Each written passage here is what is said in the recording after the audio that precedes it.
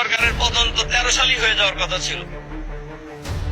তদানীন্তন বিরোধী দলীয় নেত্রী বেগম খালেদা জিয়া, আমাদের সবার মনে থাকার কথা, এই সংসদে আমরা যারা আছি, মাননীয় স্পিকার আপনারও মনে আছে নিশ্চয়ই, মার্চ ফর ডেমোক্রেসির কর্মসূচি ছিল ঢাকায় 29শে ডিসেম্বর।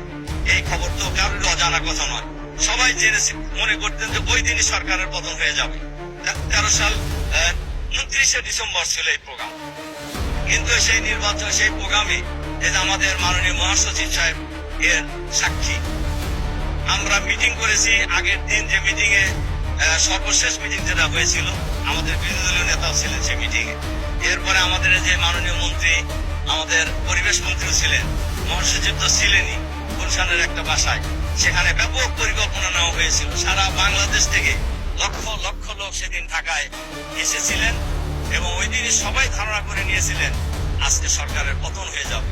কিন্তু আমরা দেখলাম দুইজনের ফোন ছাড়া সব ফোন বন্ধ। ম্যাডামের ফোন খোলা আর মহাসচিবের ফোন খোলা, উনি ছিলেন মাঠে আমাদের সাথে। আর আমাদের জামাত শিবিরের লোকেরা মিছিল বের করে কয়েকজন ইতিমধ্যে শহীদ হয়ে গেল রামপুরায়।